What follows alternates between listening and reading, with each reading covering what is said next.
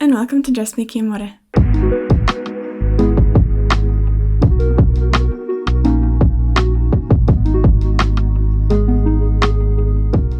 Today I'm so excited to bring you the sewing tutorial for these gorgeously comfy and perfectly fitting Zefir pants. These stretch knit straight leg pants are highlighted with the high waist elastic waistband, top stitch side pockets, and a stitched traveler's crease that lengthens the entire design with a classy, sharp touch. Whether you're going to wear these around the house or to the office, you're going to love making and wearing them. We're going to use our Zefir pants PDF sewing pattern, and you can get yours at the link below in the description.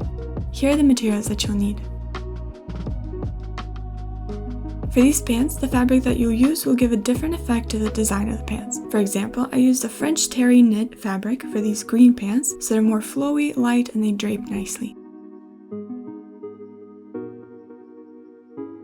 For these gray pants, I used a Sweatshirt Knit fabric, and as you can see, instead of the fabric draping down to the ground with its weight, the fabric holds the straight shape of the pant leg in a more pronounced way.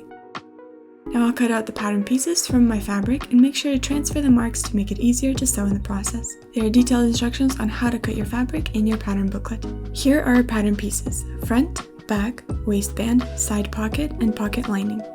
Okay, let's get to sewing.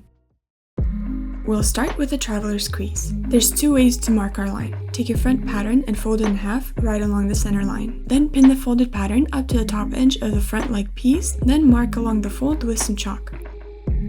Another way to do this would be to cut some slits along the folded edge of the paper pattern and open it up, pin it to the fabric, and then mark the guideline through the holes just like this.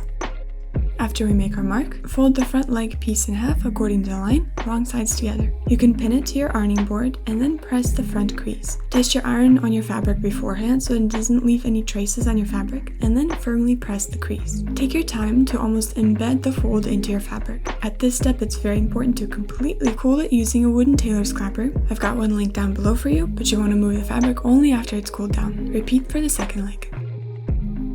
So, starting right where our crease is, top stitch this front crease about 2 mm or 1/8 of an inch from the edge. You can test on a test square of fabric to see how your machine will stitch. If your fabric has a long wide stretch, you'll be a little bit challenged to make a straight seam, as the top stitch will stretch the crease line. The first solution to this would be not to create the top stitching at all, or another solution would be to stabilize this crease line before sewing with a strip of interfacing applied to the wrong side of the fabric. Repeat for the other leg crease, and press it carefully to almost embed the stitches into the fabric. Apply fusible interfacing to the top edge of the pocket opening. We do this so that the opening edge won't stretch out as we wear and use our pockets. Repeat for the other pocket. Place the pocket lining in the pants right sides together, lining up the slanted edge, and pin the pocket opening. Now we're going to sew from the interface side of the opening. And once we're done sewing, immediately we're going to switch to the right side of the fabric, folding the seam allowances towards the pocket lining, and understitching 2 mm or 1/8 of an inch from the fold on the pocket lining side. Press out your seam flat and cool it down. Now fold the pocket lining to the inside and form a flat pocket opening along the understitched line. Pin it together to hold in place and do the same to the other side. You can hand stitch this area as well for added security. Top stitch the pocket opening 5 to 6 mm or 1/4 of an inch from the edge. Here's what it should look like. Take the side pocket right side up and place the front pant over it, matching up the top marks at the waist and at the side. Pin first along the opening edge and then flip the pant over, and now we can pin the pocket edges together, making sure that all of our edges are lined up and matching each other. Sew and finish the seam allowance edges. Now secure the pocket with a simple stay stitch at the top edge of the waist and at the side like so. Take your secured pocket and press your piece. This will help even out any waviness and flatten our beautiful stitches. Place the back pant legs over the front panels right sides together and pin the side seams and inseams matching all the marks. Sew and then press these seams. Press the seams first as they are, and then press them so that they lay towards the back. And press from the right side as well.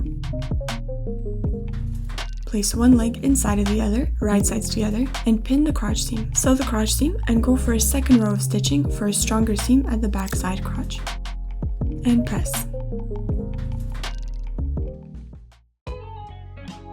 For our waistband, we're going to take it and fold it right sides together and make a mark 1.5 centimeters up from the bottom edge and then 2.5 centimeters from that point.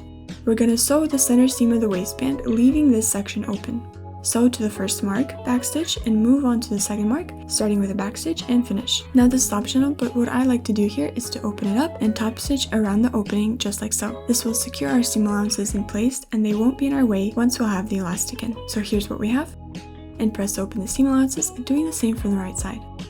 The next step is to fold the waistband in half lengthwise, wrong sides together, and press carefully but firmly to flatten it out. Then mark the quarters of the waistband. Now that we did that, place the elastic on top of our waistband and mark the width of your elastic, adding about 2 to 3 millimeters or 1/8 of an inch. My elastic is about 5 centimeters wide, and here's where we'll sew. On our marked line, we're going to lay down our stay stitch. This will hold the two pieces of your waistband together and will also act as a guideline for later. Place the pant inside your waistband right sides together and pin the center front and back, and at the sides and evenly in between. The length of the waistband is the same as the waistline of our pants. Remember that the elastic opening of the waistband is at the wrong side of the band. Place it at the center back of your pants. Sew your waistband.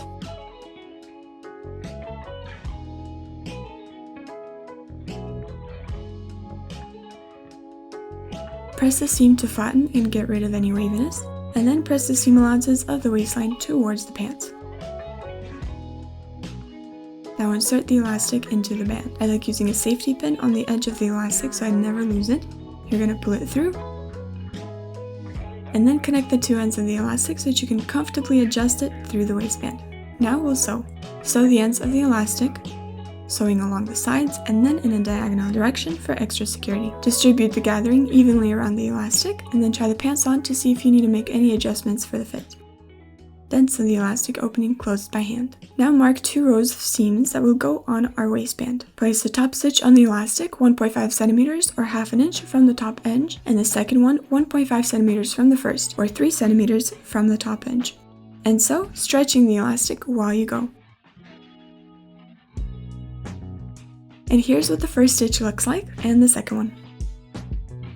If you like, you can also sew a few back stitches on the top pocket edge, like so, to secure it some more.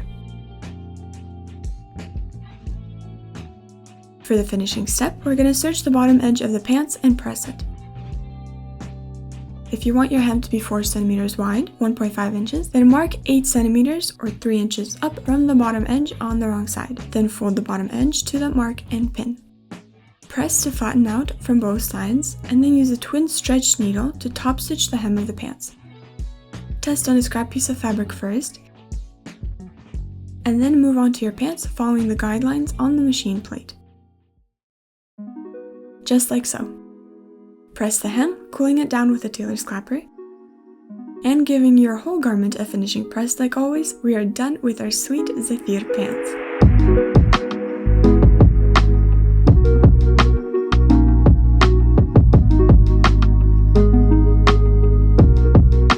Thank you so much for watching. I hope this inspires you to sew these pair of pants yourself. I know you're gonna love them. You can get the PDF downloadable sewing pattern that I used at the link in the description of this video, and happy sewing!